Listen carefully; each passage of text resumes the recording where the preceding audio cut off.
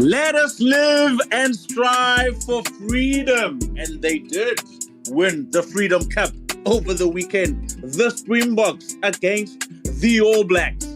Welcome everybody to another episode of the Rugby Scoop pod. We are recording live. I could be in Ibiza. I could be in Amsterdam. Nobody knows.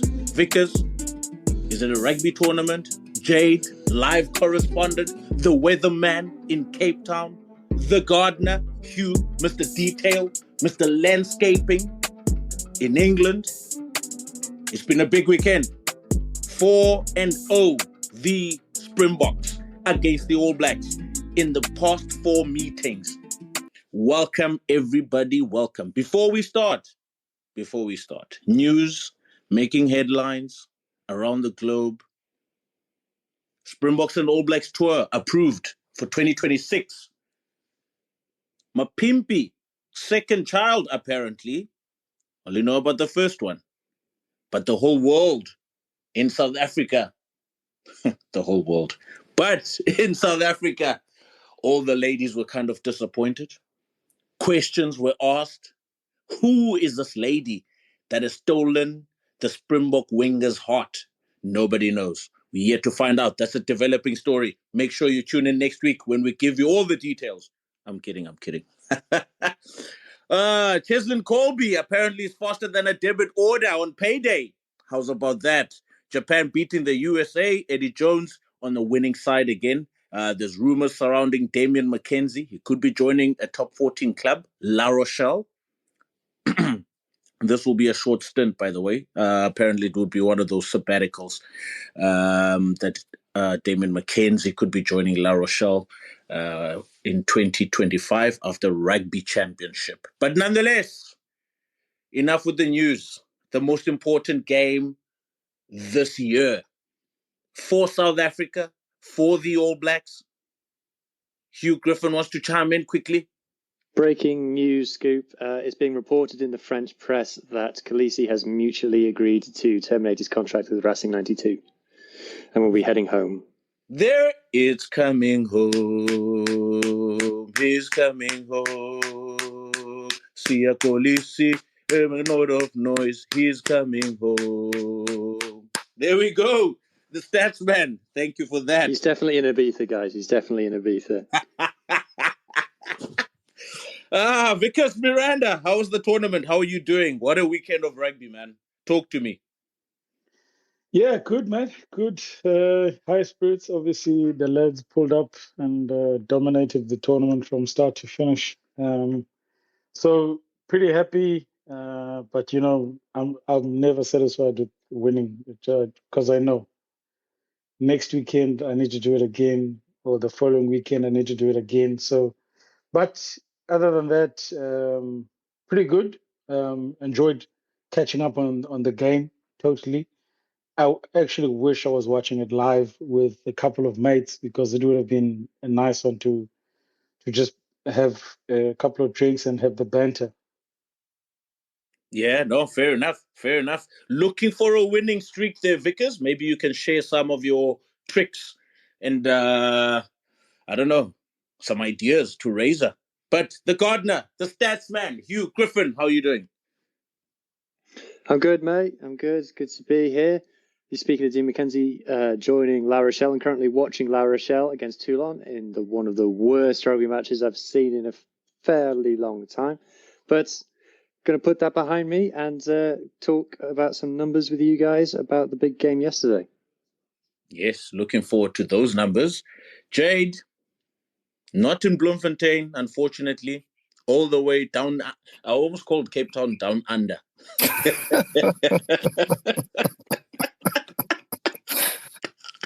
Anyway, how are things in Cape Town?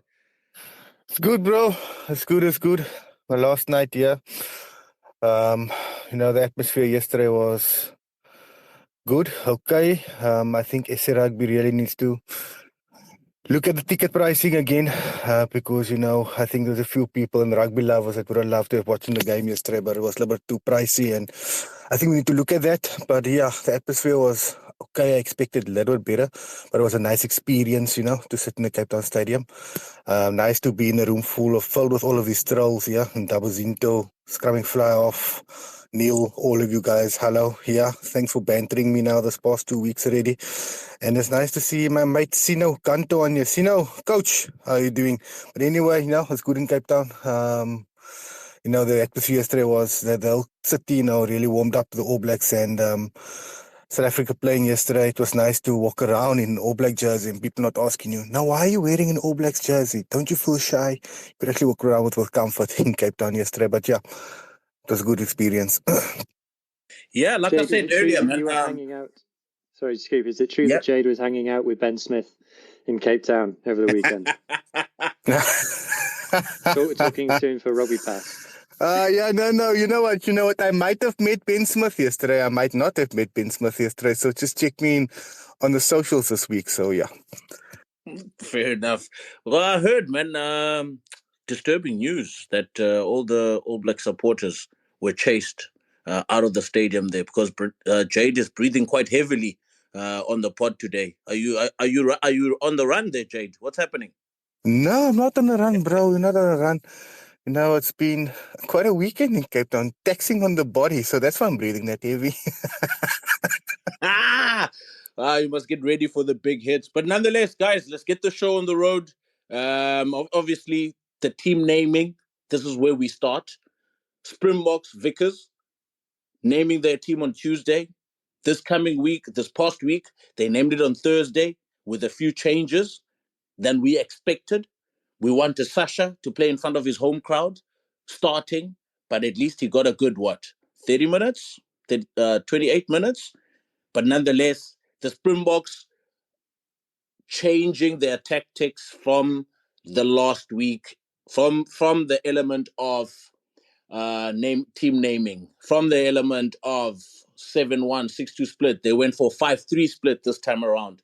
Take us through Vickers, Rassie and his coaching staff's plan for this particular second test against the All Blacks. They got a scare in Ellis Park, first 20 minutes, but they tried to change their approach this past weekend, but a similar scare in the first 20 minutes again in Cape Town. But take us through what you thought, what you saw, and obviously you can add in some technical detail within that analysis. Yeah, so first thing on the team naming, I think we all discussed in this space last week that if they were going to make changes, like those massive changes, then we were basically saying that Rassie is taking it easy on the game. He just wants to give the squad a little bit of competition, obviously because of the game, the magnitude of the game. But he didn't. So he went with a couple of changes. I think it was good for Grant to start at 9. I think he was pretty decent. And then if you look at just on the 5-3 split, I think also on the 5-3 split it's one of those ways. Just like, look, we can do it if we want to, but we choose not to most of the time. So I think, as he mentioned in the presser, Peter Steph Dutour was going to cover Lock in case of any injury, and obviously then Kwacha and El Lechlo were there to cover the loose trio, and then was to cover center, and obviously with Sasha covering fly half and fullback, and then obviously with Jesse Creel, he was covering wing. So I think, if you look in terms of that squad, I think it was very well balanced. I think it's probably one of those where we were all like surprised because we haven't done it in such a long time, but it was good. And then in terms of the game itself, I think obviously like you said, Scoop, South Africa, that first 20 minutes they were breathing under the pump because New Zealand, they kicked well, they put them under pressure, they did the basics that was needed from them, and they did what they could to make sure that they stay ahead in the game. They kept on taking the 3 points because it was a big game. Obviously, we all know this. But maybe at some point they would have changed that mindset. Not when the score was 13-12, but before that, because now when they started second half, when they started kicking for touch, it was almost like too late. But obviously, that's just our opinion. But for me, I wish they could have taken a couple of put them under pressure a little bit. I saw the scrums. Basically, they were struggling from the start in New Zealand until Omoa came in and stabilized things so that when Taylor came back on, it was they were starting to go well. And they were doing channel one ball, of course, and getting the ball out and then playing. Lineouts, New Zealand contesting was brilliant. They didn't fall for any dummies. I wish I could have seen more from New Zealand contesting near their line because South Africa was they were just taking an easy ball, and New Zealand knew because of obviously the Ryan effect. We all know from the Crusaders days not conceding any more tries in 7 years or 8 years or something. So we all know what they want to do. But I think if they had competed, they would have actually gotten lucky with some of those lineouts. Yeah. So then the other thing is just the attacking plays. You could see New Zealand were trying to get out wide. You could see they were trying to get out wide, and they did get out wide a couple of times. Even like when we say flinging the ball, just flinging it, as unstructured as it is, but they was trying to get over that in and out defense. They did a couple of times. One of the things that I noticed, I don't know if you guys noticed it this week, they stopped taking the ball straight to the basically to the defense. So the ball carrier would step just before contact, especially Tupovai did it a couple of times. Taylor did it a couple of times. And then the young man, Satiti, he was solid. Ball carries was solid. And then, then I just noted, before I talk about everything, guys, I just noted a couple of players like Cody Taylor was solid. Satiti, Lomax. Lomax was definitely not bad on the day. I know he had one or two mishaps. I thought Adi Savia was good. Then from South African side, definitely Grant, DDA, and I think I noted also Eben. Eben was also solid on the day. Yeah, just that's one of the two things that I picked up, guys. And just from my side.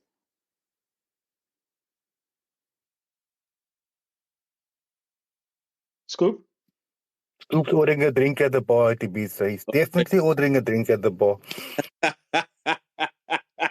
No. Before I get on to Hugh and the numbers, Hugh, you might as well open up your laptop there in the meantime, because you mentioned the element of the All Blacks in a very good position, territory-wise, inside the Bok, half kickable penalties, obviously, and they got one or two. They were leading at some point by 6 points to 0. They get another penalty, and they decide to go for points again to make it a 9-3 or something like that, if I'm not mistaken. You reckon then that mental game in that area, this was still the first half, as you said as well, the mental game, because now, had the All Blacks gone for touch in one of those penalties, maybe after 3-0, maybe after 6-0, that third one, they could have gone for touch and try and win the mental game, firstly, to gain confidence, secondly, the psyche that that gives you or your team going forward. Because we know last week they scored off a more, and they could have done it again this week, but they didn't go for that option. Do you reckon then the Springboks noted maybe some form of fear from the All Blacks to go for touch? Because the Springboks went for touch numerous times. First and second time probably didn't score. Third time they went for touch, mauled a bit, but the maul wasn't going anywhere. And then the players coming around the corner, Sia scores in that second half. And then they've won now that mental battle in that space. Do you think that counts for something at this level in terms of winning those mental battles in those situations? Yeah, 100%, Scoop. That is what it is in this level. I mean, in test level, that's exactly what you need, because remember, everyone has good rugby players on the field. Everyone has star players on the field. It's a matter of trying to push the other one in such a corner that they finding it struggling hard to come out. And I think that's when I felt New Zealand could have gone for one of the just kick for touch. And let's see, guys, because as much as it was a big game, guys, we have to also be honest. If you look at the log, New Zealand, even if they won the game, it wouldn't have made a big difference. And if South Africa winning the game made a big difference. So it's almost like one of those where, guys, let's just give it a go. Let's try and put them under pressure. Let's see what we can come out with, instead of playing on the fence and just holding and trying to win the game by points. I think, and also, I mean, if you look at losing the game last week in the last 13 minutes, and then you go into this week and you're already on you're losing the game in the 0 minutes. So I felt that's why, for me, I felt a couple of penalties just to get the nerves down, and then after that, just put them under pressure. Yeah, fair enough. Hugh, what stood out for you numbers wise? And obviously, how's about that young man, Satiti? And obviously, which one of the South Africans stood out in terms of numbers? So the numbers that everyone's talking about after this game is the missed tackles. So South Africa, missed 37 tackles in this game, which is the most of the Rugby Championship this weekend, including the Australians, and the most, I think, of the Rugby Championship so far. I think it's the most defenders that New Zealand have beaten since, I want to say, Fiji in the summer, and then against sort of Rugby Championship opposition since Argentina in the semi-final of the World Cup. But they made they scored 0 tries, despite beating 37 defenders, aka South Africa missing 37 tackles.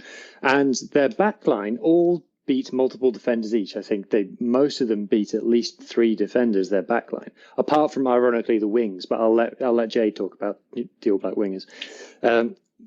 But 0 line breaks from the All Blacks starting backline. 0 line breaks, despite all the defenders beaten. I think the only players who made line breaks from the starting 15 from the All Blacks was Cody Taylor, who made 2, and Wallace Satiti, who made 2.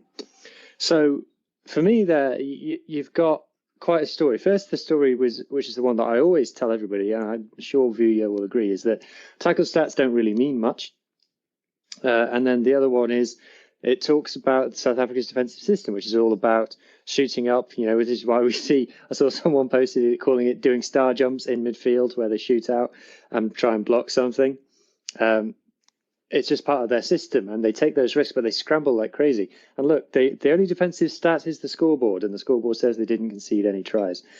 Other than that, the numbers all say the correct team won, a bit like last week. All of the numbers that you would want to be bigger were bigger for South Africa, and want to be smaller were smaller for South Africa.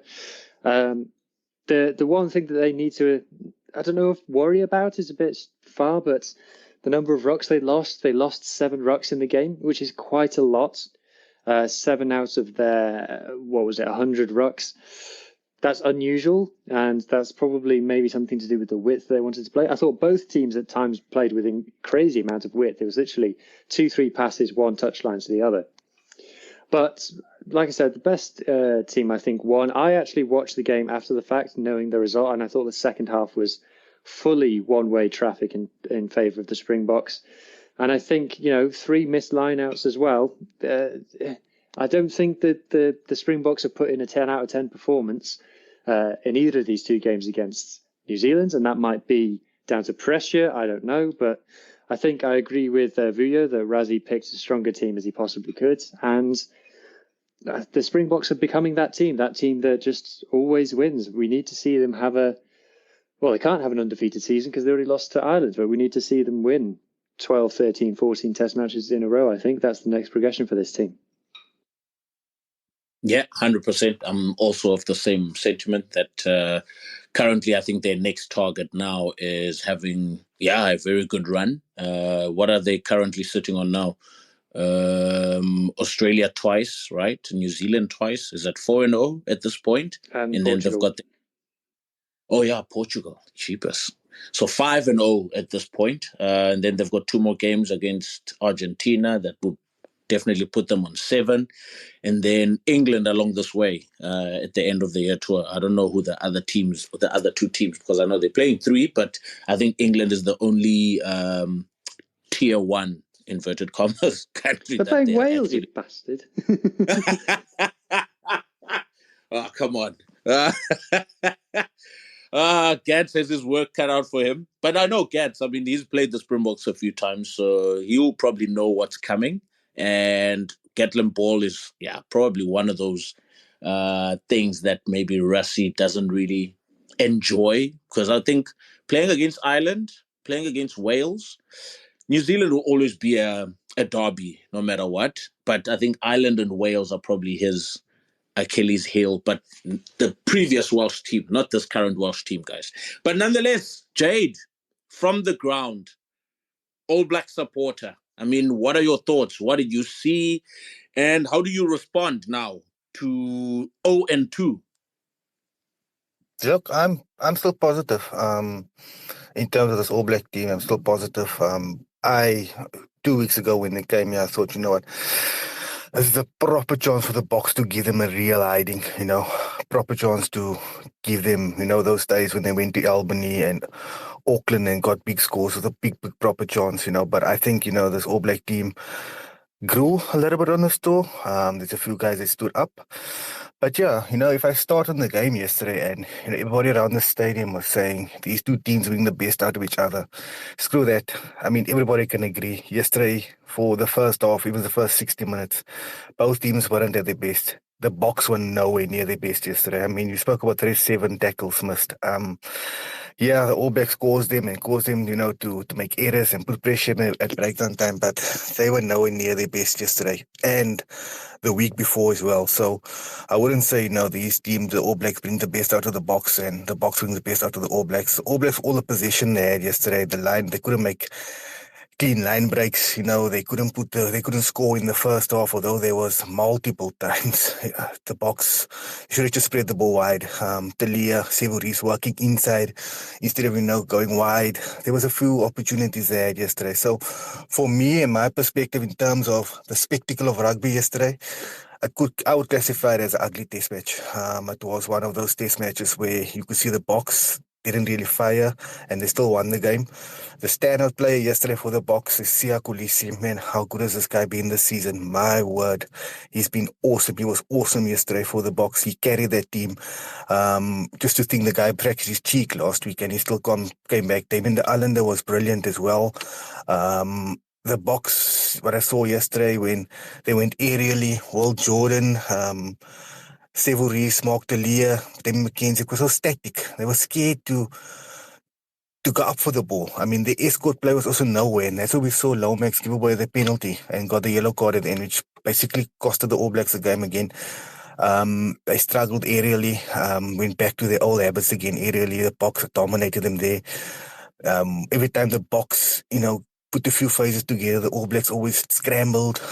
They weren't. You never really felt confidence in their defense, the way you had the confidence in the box, where you knew the All Blacks that they do something special, if they're going to score here. But with the Boks, they just gain meters in that second half so easily. Like Vuyo put it a few weeks ago, where he said All Blacks struggles with pillars. They struggle when you come around the corner, and look how Siya Kolisi scored. The second try, Sevu Reece had 1 foot in Ibiza with you, Scoop. Oh my word, what was he doing there when Mark scored? But yeah, but overall, if you're looking at the All Blacks and you're looking at their performances, and you look at when they came to South Africa, how much questions they had. I mean, you looked at the tight five. I think the tight five is more set now. I think a guy like Tupo Vai, I gave him so much. I was a big critic of him. But I think yesterday and the Ellis Park days, I think he stood up as international lock together with Scott Barrett. I think that's promising for them. As, let's be honest, you won't replace Retallick and Whitelock, overnight. But he put in a good performance. Wallace Titi showed yesterday that he has a big future in this All Black team. Maybe it's time now to move Audie Savia to 7. But then again, the 9s. TJ Perenara came on yesterday, and he took so long, to pass. He took so long to get to the breakdown and to pass, to get these players in. Something unfamiliar when you had Aaron Smith. So that's still a big gap there. So we'll have to see once Cam Roy got his foot, how he adapts in that role. But other than that, Scoop, I said it a few weeks ago, I was willing to give Damian McKenzie time, but kicking that penalty over, making it 15-13 with 5 to play, that was suicidal. And that right there was the game, because the Boks got the ball, they came up, Lomax got a yellow card, the Boks scored 15-13, 5 to 10 minutes left. Come on, that's a different ball game, the pressure's on the Boks to play their hand, and to force the game. So yeah, those errors, once again, the final 20, Razor Robertson's bench did absolutely nothing again. That's where the Boks beat them again with the bench. So yeah, for me, a lot of work to go in terms of Razor Robertson, in terms of his coaching and the bench, but there's a lot of positives from the store that they can take. Remember, this is not an ordinary Bok team. This is a very, very, very good Bok team, and they weren't at their best for 2 weeks in a row, and they beat the All Blacks. Just shows you how good they are. Oof, heavy. But Jade, I'm not letting you go just yet. You mentioned 2 things that I think were quite critical from what I've seen now in the past 2 weeks. You mentioned scared, that All Blacks look scared at one point. I can feel it just watching them on the screen, that there's certain elements or there's certain areas some players are not really fully committed, especially when it comes to those battles, those small battles, one-on-one battles, or having to clean at the ruck, or maybe having to make that final tackle, especially now when it comes to that 5-meter area closer to the try line. There's a lot of those small elements where All Blacks, I feel like there's a bit of fear, and then there's also the fear of contesting aerially. And then you mentioned the bench. The All Blacks didn't use the whole bench, by the way, on yesterday. But yeah, this on the field, like when you look at those players, are they confident from what you see? I wouldn't say they're scared, Scoop. I think they fronted up physically yesterday. I think if you could, watching the game live, seeing the body contact, seeing what I did like of the All Blacks is, I'll get to it now later, was the way they used their feet in contact, Tupo Vai, Satiti, the way they hit rucks yesterday. I think they were very, very good at ruck time yesterday, very, very good at the breakdown. I wouldn't say they're scared. I would say it's a thing of experience and not being used to and accustomed to playing a team like the Boks, that is, they'll take the learnings from that. I wouldn't say they're scared. The backline is the problem. That backline is imbalanced. One example yesterday, Rico Ioni gets a lot of slate, he's not the best outside center, he's not on form.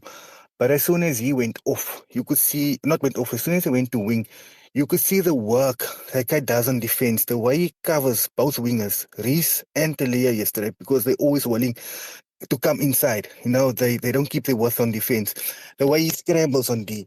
And when Anton Brown came on, you could see the difference, because Rico was on the wing, but Anton Brown didn't have the pace that Rico had, to bail his wingers out. So that's one thing. But I think their backline, Scoop, the backline's a big problem. It's imbalanced. They need to get a few specialist guys in there. They need to stick with the backline, whether it's now going Bowden Barrett to 10 until Mwanga gets back, or, giving a guy like Ruben Love a chance at 15 with Will Jordan on the wing, and maybe Caleb Clark, or, getting a Narawa or Tamoki Tavanawa in there as well, on the wing. They're more blockbuster.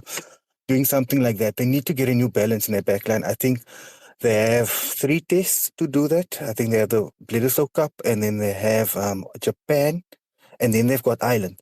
So that's the next big test for me. I want to see improvement in that Ireland test from the series here, because let's be honest, Australia and Japan is not really going to test you as physically as what Ireland is going to test you, what the Boks is going to test you. So for me, that's the next test. But for me, it's imbalanced, Scoop. I don't think that backline is balanced. I think the forwards as well. I think we really need to consider Ari Savia at 7 now, and getting a specialist 8, whether it's Hoskins Sotutu or playing Satiti at 8 and getting Blackhead and team. So that's what they need to do, and they need to look at.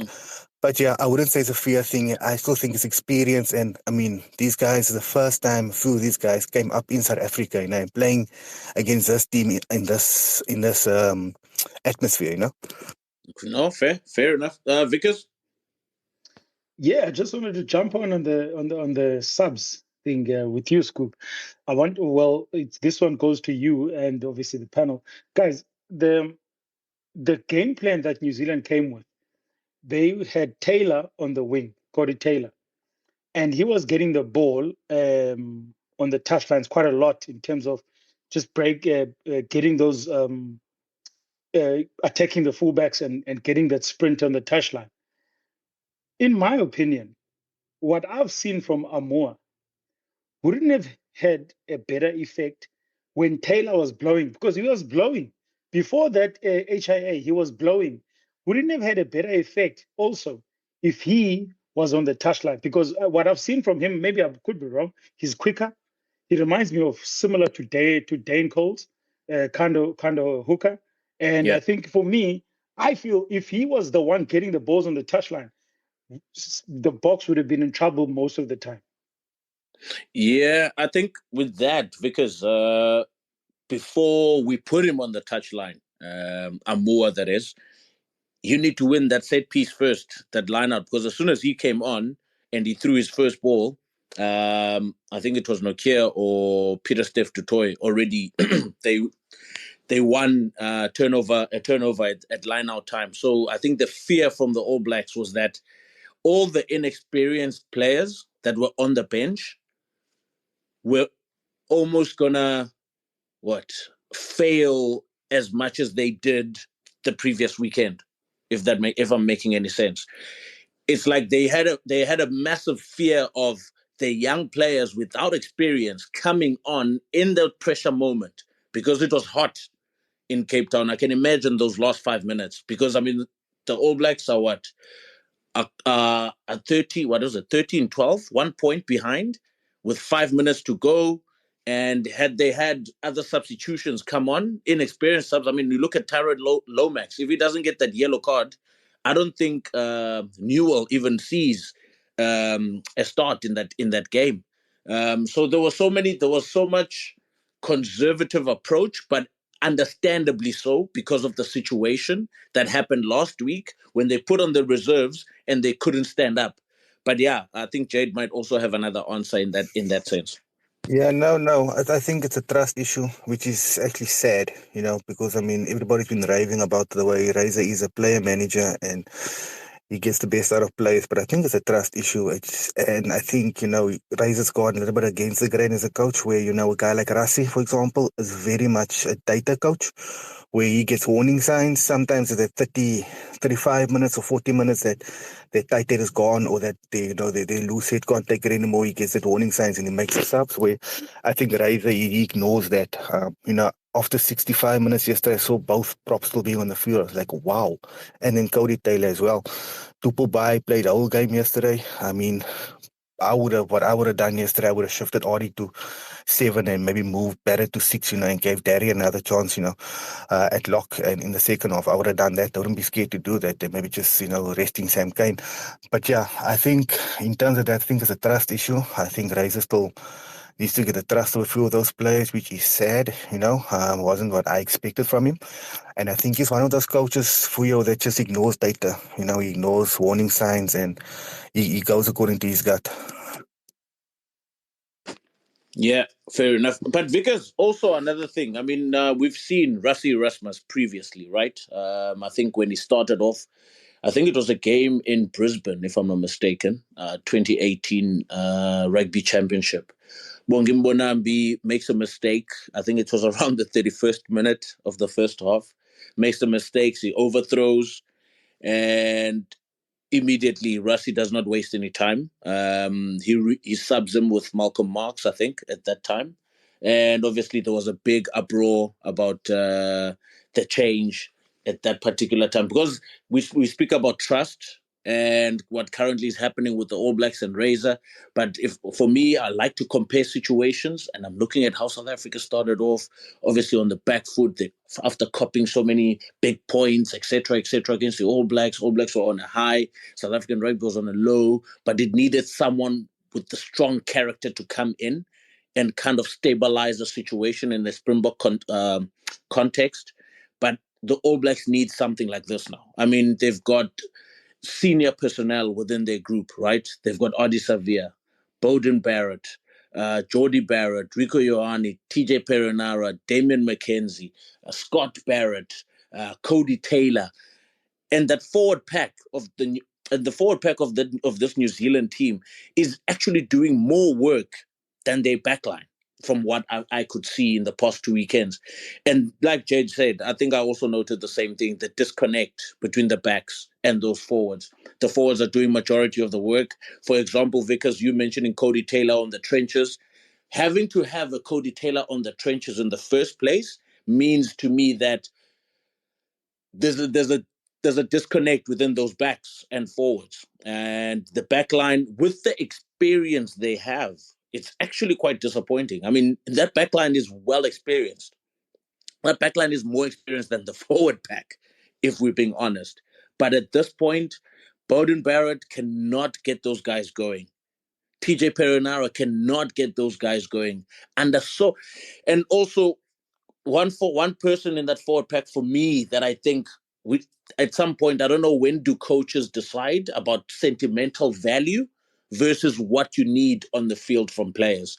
Because Sam Cane, for me, I mean, yes, he deserves 100 caps and everything, but Jesus, my goodness, man, sentimental value versus winning is probably going to be the demise of Scott Barrett in the year's uh, fixtures going forward. Scoop.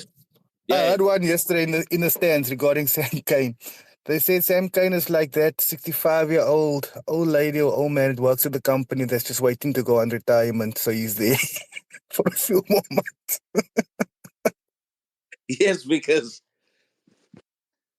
yeah, so now both you guys have touched on it quite well and explains obviously the thinking behind it.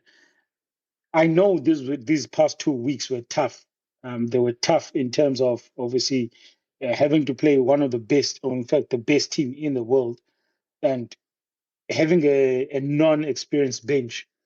I think it was always going to be tough. But I hope, going forward now, I hope he is going to start thinking about, this is how South Africa started the bomb squad. They started giving a lot of the players that were inexperienced some starting lineups. And if you guys remember, there was a point, I think it was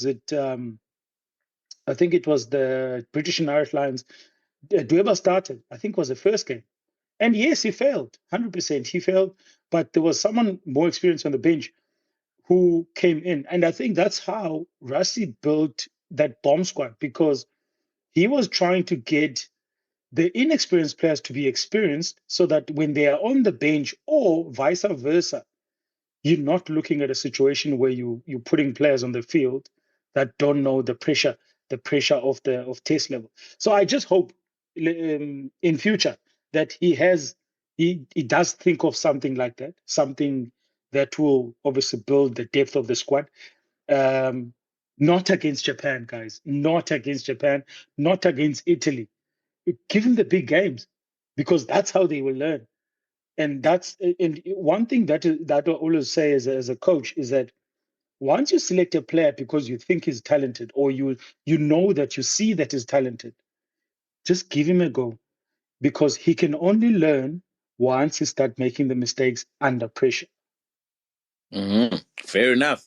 But looking at the Springboks, let's not move away too far from them. I mean, looking at the solid platform that they're currently operating on, and looking at players like Cobus Reinach, Faf de Klerk. Faf de Klerk hasn't played a lot of rugby.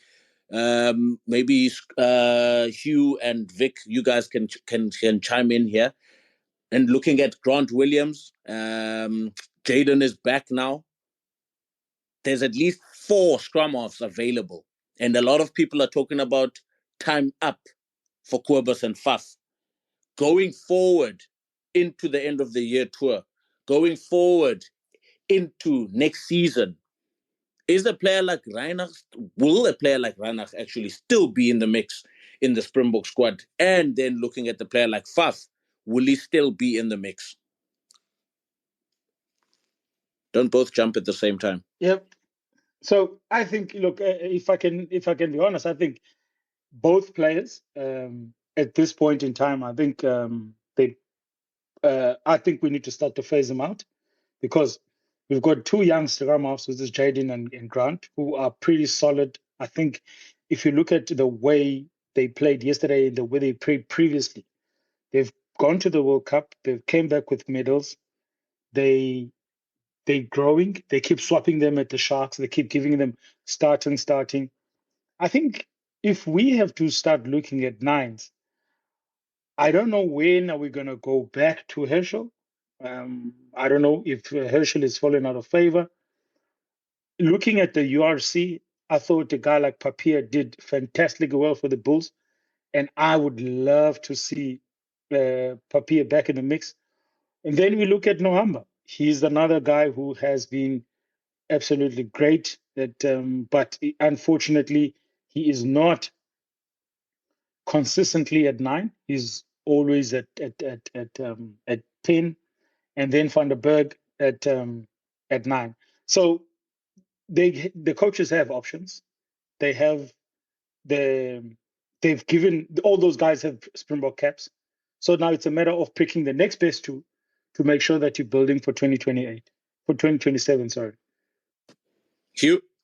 Yeah, I don't know if you'd be disappointed is maybe too strong of a word, but I think Cobus, based on the experience that he has, maybe didn't impose himself on the Rugby Championship enough so far as he would have hoped.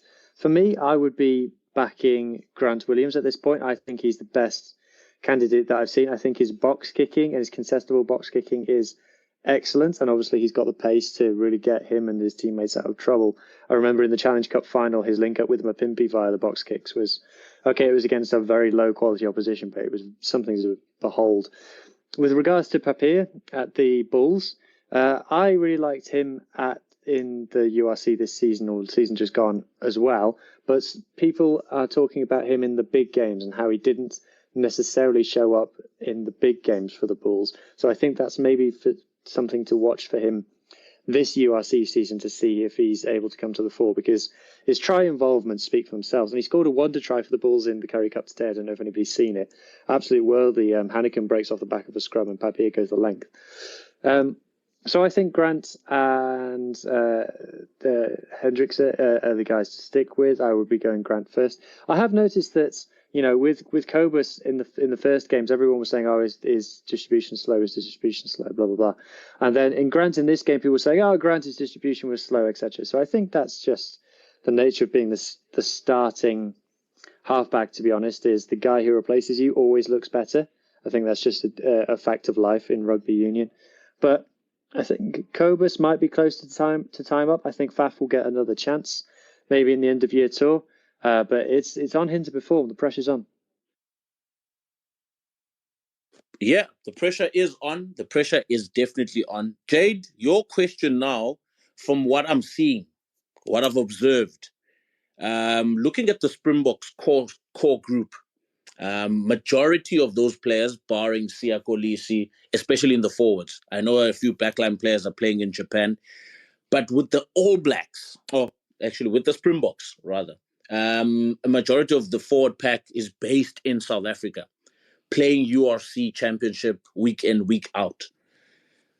The core, actually, the senior group of the All Blacks, Savia in Japan, Sam Kane in Japan,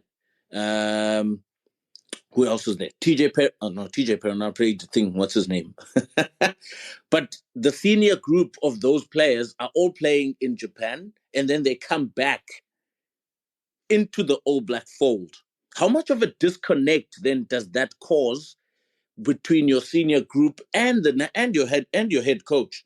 Because if you have your senior players and your most experienced players playing outside of the nation, and then coming back for a rumble in the jungle in South Africa and coming up short. Because also, I mean, how much of an impact does that have in terms of the connection between Razor and his senior players? I don't think it's a big issue, Scoop, because when you look at when the Boks won the World Cup and also look at the Lions series, I mean, majority of the Bok team played all over the world. You know, you had Pollard playing all over the world. Itzebeth was overseas. Sia was still here, but Marks, Koch, all of those guys, you know, playing overseas. So I don't think, you know, Mostert, with them all playing overseas, Peter Steff overseas. So it's quite a big chunk of that forward pack, you know, in between 2019 and 2023 playing overseas. I don't think it's a big issue. And also, if you look at, like you mentioned now, the All Blacks, I mean, it's just Sam Kane and Audi that's based in Japan, but in the forward pack, that is all based in New Zealand. I don't think it's a big issue because Rassi showed that he could make it work so long as they get the same principles and talking out of the same mouth when they're on the field. That's the most important thing, and getting that continuity together. The issue is here, if you're looking at the forward pack and you're looking at what the Boks do, whoever they play for, whether it's the Stormers, the Bulls, the Sharks, that forward pack does the same job. You know, they go, they're physical, they win their line-outs, they scrum, strong, carry hard. That's what they do, primary. That's the primary function. When you're looking at the All Blacks, for example, the All Black, the Bulls or the Blues as forwards and the Chiefs forwards and the Crusaders forwards, they differ in terms to what they do on the field, you know. They tend to the way their formation, they differ there. You know, some of them run in the trenches, some of them run close contact like the Blues did this year. So that's where the difference comes in. But we're looking at the Boks' forward pack. You know, when they do put on that URC jersey, I mean, they bring their physicality there as well. You know, they might play a different game plan here or there, but they used to what Rassi is doing. They've been in the system for long, so they know what is coming, and they carry that over from URC to international rugby. So I don't think that's a big issue for them because, like I said, from 2019, 2023, they played all over the world, and Rassi made it work. Fair enough. Vickers? The big issue is that you scrum against one team, which is the Australian team. Then you scrum against Fiji, Drua, Manu Pacifica. So there's definitely issues there, mate. Whereas but you scrum against the Scarlets as well, so. No, but think about it. You've got Leinster. No, you've got Leinster. You've got the Scottish teams. They're quite solid in the scrum. Oh, gee. You've got top Scotland. 14. Bro, no, come on. You can't compare scrumming against Slipper. Slipper, bro. Come on. Try another one, bro. Can I just say that no. Remember the Scottish team is all the old boys, you know, Paul Viapia and all of those guys, you know. So I don't think so. But now you're on it. You're on it. It's a serious thing that you said there, especially when it comes to scrum time. The techniques that you get from scrumming against different guys. I mean, it's different. If you're coming against Una Antonio this week, for example, as a Lucid, and next week against Furlong, it's two completely different pictures and challenges you face as a Lucid. So that's promising. But then again, you know, I don't think New Zealand scrum is that bad. I think their scrum is really, you know, picked up. But yeah, it is one of those things. And you know what, Vuyo? At least the nice thing now that New Zealand did do to bridge that gap is at least they got these end-of-year tours where the Maoris go away. They played now against Japan, and then you're having the New Zealand team, the B team or the C team basically also tour Europe, and they're going to play into the year. And then you're looking at, New Zealand touring South Africa in 2 years' time, getting to play against the URC team. So at least they're trying to do something. They're not just standing still, Can I just say that Virginia and Drew have the best scrum success in Super Rugby? Just wanted to throw that out there. Bomb. That's a bomb. Drops mic. Vickers, with you, there's a player in the Springbok squad that I don't think maybe we've touched on him a lot. We understand he's a valuable player. We understand he's a very good player. I think one pundit, I don't know who it was, on SuperSport, once wanted him to play scrum half at one point. I forgot the guy's name. But yeah, he's blitz, he's quick, good on his feet, strong. Apparently he bounces locks for a living. Doesn't make any sense. But Cheslin freaking Colby, my goodness, he's everywhere. But jeepers, take me through Cheslin Colby. Size element couldn't be chosen for Springboks earlier because the mentality in South Africa was different. But today, under Rassie Erasmus, he's proven to everybody size doesn't matter. Size doesn't count. He can do it in any position. Yesterday, he was throwing in at number 2. The other week, they wanted him to play at lock. Now, all of a sudden, Antoine Dupont wants to also play center, all of a sudden. Come on. Cheslin Colby. Hey? Trendsetter. Talk to me, Vickers. Yeah, look, you get special players in obviously every generation. I think Cheslin growing up, he watched a lot of Gio Aplon, and Gio Aplon wasn't getting a lot of chances at 15s. He was always there in a butt with the Stormers and then joining the Sevens. So when I met Cheslin in 2007, I met a person who was very reserved, but very driven. Like he wanted to succeed no matter how. And I think with him, he needed someone to just trust him. Because what I've noticed in his career, for example, from the Sevens into the Stormers, into obviously Toulouse, he just wanted someone to just trust him because he knew what he had in him. He knew, and the guys that selected him in those 15s teams knew as well. They knew that they had this player, but I don't know if they knew how to use him because of he never got the opportunities. For example, when I was still playing wing, I firstly came out with my coaches and I said, guys, I'm a stepper. You cannot kick and I chase. I jog back. You kick and I chase. At some point, you have to stop it. And I think that's what Cheslin Colby was always worried about when it came to his game, because no one really, as a winger in South Africa, you must just chase all the time. He needed the opportunity. And when he moved to France, I think that's when he hit his straps, because in France, they play a lot of attacking rugby. And I think that's where Cheslin Colby got his belief and even more than he had. Yeah, so for me, I think, look, there is no better gentleman than Cheslin. I promise you guys, if you meet him, you would think that it's such a delicate age when he was still younger, and he's so respectful. And by the way, I've seen Cheslin do front-on hits on players, dominant front-on hits. So this thing of bouncing locks, I think it's just normal. I just call it normal. A bounce a day keeps the doctor away, kind of thing. Jade, jump in there. No, man, listen. No, I was thinking of Cheslin yesterday, and I was thinking of, I saw he's 30 years old, and actually, how much caps does he have? I think he's only at like 30 caps or so, 30 odd, maybe 37.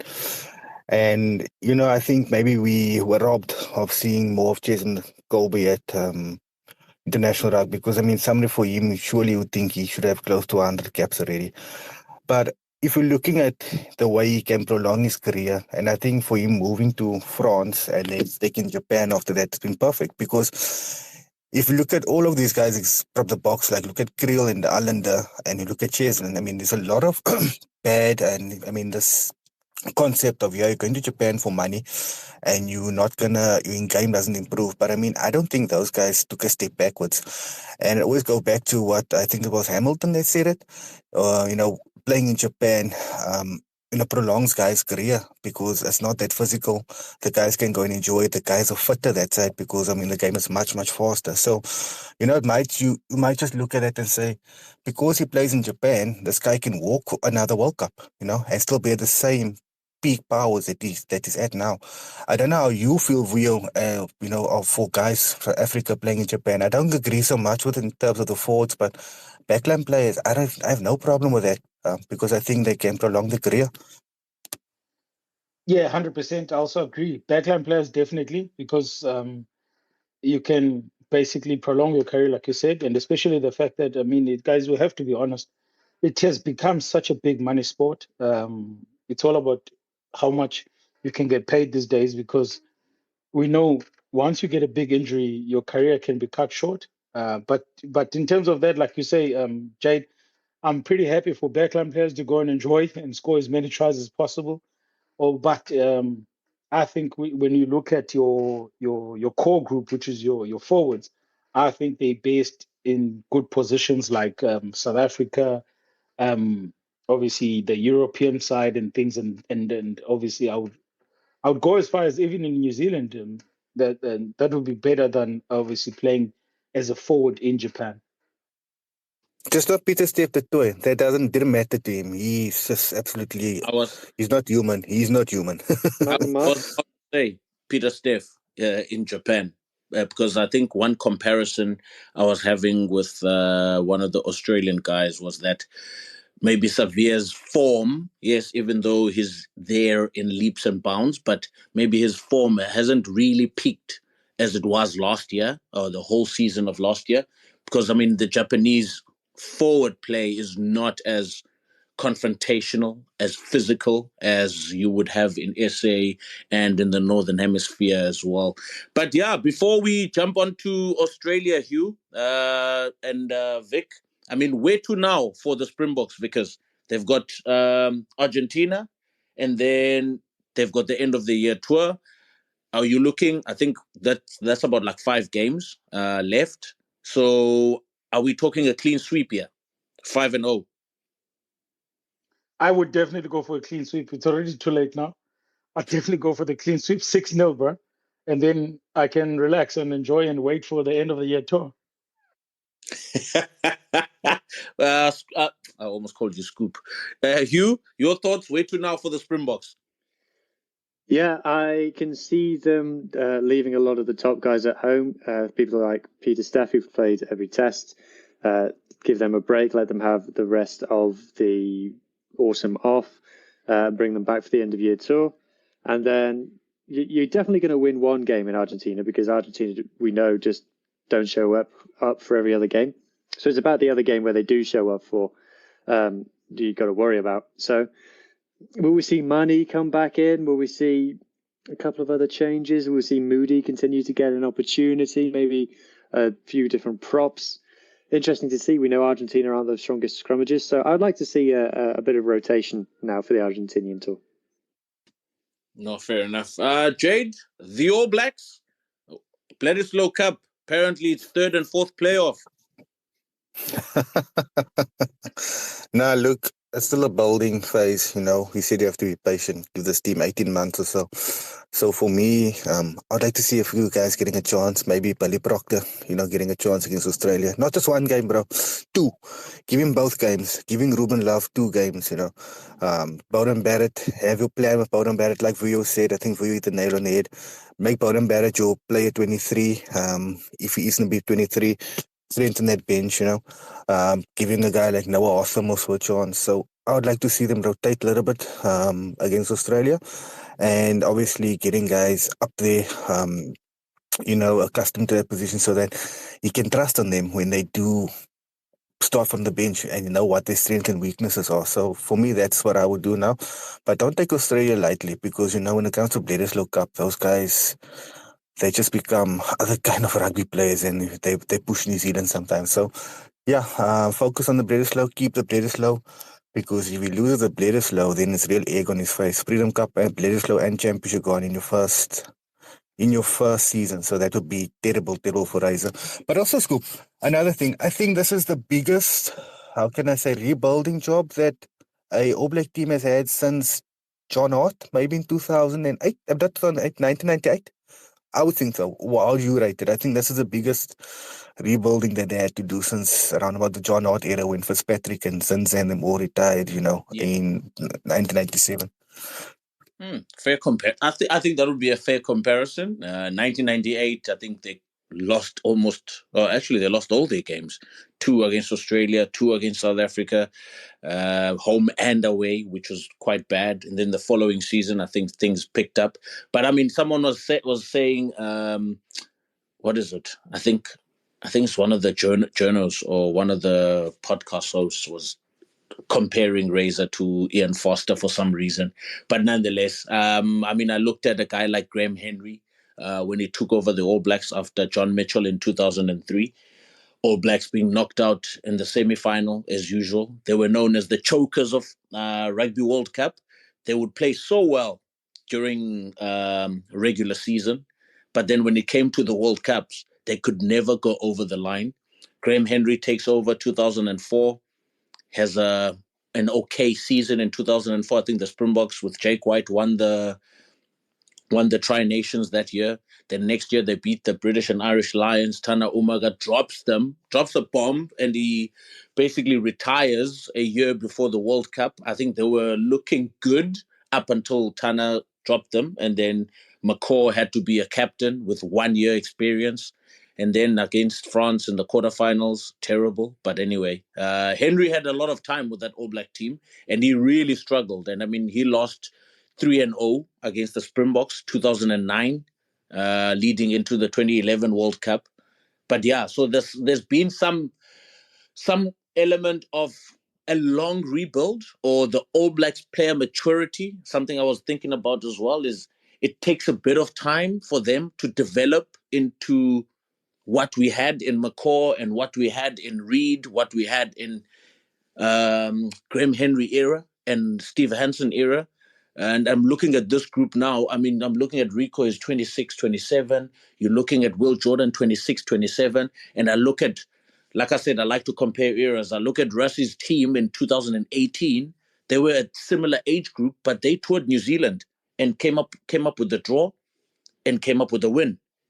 And I'm looking at Razor and I'm like, oh man, All Black players take some time to really, really get confident, because for me it's a confidence thing at this point in time. And once you hit that 70th minute mark, it's a bit of a struggle for them. But anyway, Hugh Griffin, you've got something for me. The Wallabies. The Wallabies leading for what? For almost that whole first half, 20 points to 3. 20 points to 3 to lose the game 67-27, which means they only scored 1 try in that game. Talk to me. Wallabies, Joe Schmidt era. I don't think you can blame Joe Schmidt. I think this is fully on the players. I think the players need to take a lot of responsibility for this. Like you said, 20 points to 3 up. The Wallabies actually led for like 42% of this game. They were in the lead and they lost. Record defeat. And it was just a non-contest. If I've been doing all the stats, on all the running stats, Argentina just got to do what they want. 75% of Argentina's rucks were under 3 seconds. 75%. I haven't seen a number beyond the 60s, at all this season. 75% under 3 seconds. Plus, on top of that, 21 offloads. So if you call an offload a 0-second ruck, just Argentina just able to do whatever the heck they wanted with the ball. And yeah, just to credit Argentina first, Argentina's backline is amazing. Okay, these are not nobodies. These are not mugs. Chocobares, Toulouse player. Malia, Toulouse player. Cinti played for Saracens. Mateo Carreras managed to look amazing playing for Newcastle Falcons. That's how good he is. And then Albano's got a start at 10. I thought he was fantastic. So he plays for Benetton in the URC. And I have had Benetton fans telling me about how good he is for a year now. So fantastic backline for Argentina. And they just grew in confidence. But there's absolutely no resistance from the Wallabies whatsoever. And towards the end, like Rian Lowe's just posted a video of them just walking around. And this, I'll let Vuyo talk about it a bit more in detail, but the desire to defend, the desire to make defense, it's just not there. They only missed 30 tackles, but Wildcard actually said it on his, it wasn't even a rant, but on his review of the game, he said, you can't miss a tackle you don't try to make. And they're just not trying to make the tackles. Like, it's comical at times. And I'm afraid it does come from Super Rugby. It does come from Super Rugby. If you look at the Australian sides in that competition, 4 of the 5 of them, it's now only 4 left, but 4 of the 5 of them last season conceded 60 tries in Super Rugby. There's only 14 games, so they're conceding more than 4 tries per game. It's 4 or 5 tries a game every game for these guys that they're just letting go past them. And it's just like they just allow it to happen. They don't, like I said, the desire's not there. It's just second nature for them to let scores ramp up. And as that game went on, Argentina just got more and more and more confidence, and they were doing whatever they wanted, and the Australians just accepted it. So for me, it's the players. I don't blame Joe Schmidt for this. I think there's a few players from that game should probably never play for Australia again. Ben Donaldson, 2 tackles out of 3. You got, with the amount of ball that Argentina had, he made 2 tackles. Where is he? Is he hiding? Was he standing behind Tizano? What was his plan? Like, unacceptable. Just complete players just completely giving up on the pitch. Vickers, whitewash, as they call it, within the news outlets.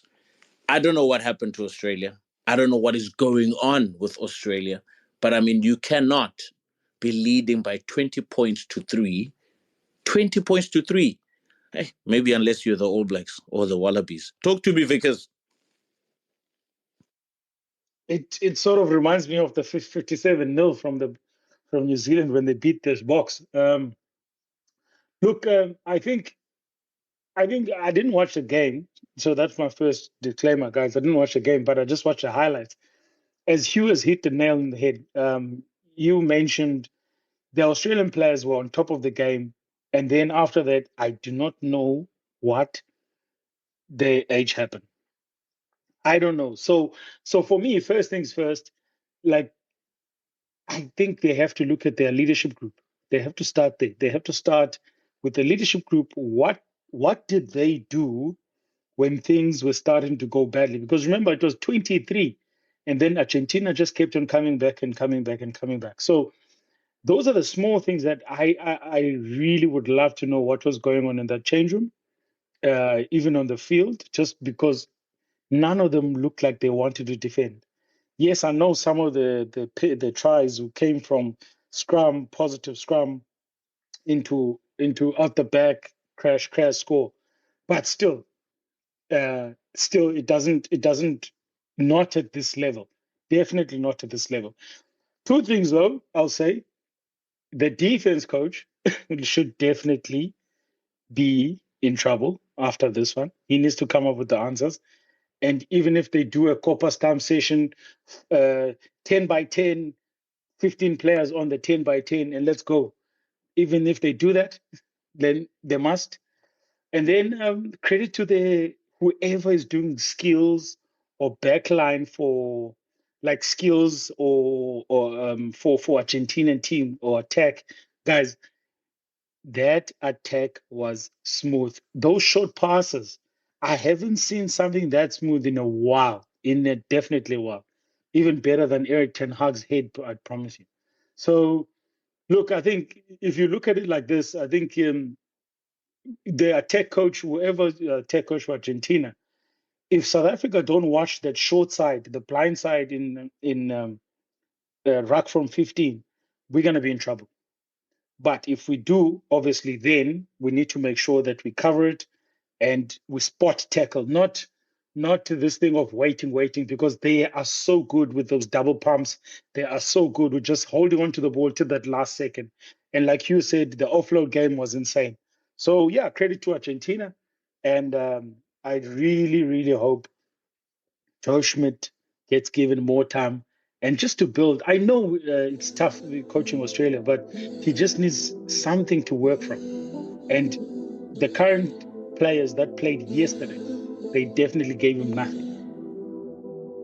Yeah, 100%. Nothing they got. Obviously, they're sitting at the bottom of the Rugby Championship. Swami Flower was probably hoping for New Zealand to be the wooden spooners. We still have 2 more rounds of Rugby Championship. And in 2 weeks' time, the URC. Hectic. The URC kicks off. Already the French top 14 has kicked off. I'm sure there's some football later on tonight. But then we're going to still continue recording, coming to you every Sunday with the Rugby Scoop pod. We've run out of time. This will be the end of this current segment for tonight. Congratulations once again to the Springboks for winning the Nelson Mandela Cup, or what is it, the Freedom Cup. Nelson Mandela is the Australian one. Anyway, I think, they both mean the same thing, I think. I'm not too sure. But nonetheless, congratulations to Siya Kolisi and his Springbok team for winning the Freedom Cup. This is the first time since 2009. And obviously, they're looking at going unbeaten in this Rugby Championship, going unbeaten at the end of the year tour. All right. Thank you very much, guys, for tuning in. Truly appreciate the listeners. We're going to share this from Spotify. You can find us on Apple Podcast as well. We'll be there. We are also there on YouTube. You can follow at Hugh Griffin or at Hugh Griffin Stats, the Stats Man. You can follow Vuyo at Vuyo Zanga. You can follow Jade Craig at Jade Craig. And keep the conversations going. Tag us if you have something to say as well. You can always reach out via the comments as well. Feel free, guys, and I hope you've had a wonderful weekend. Let's look forward to the next week. Have a great week ahead. Thank you, guys. Cheers. Bye. Cheers. Thank you, fellas.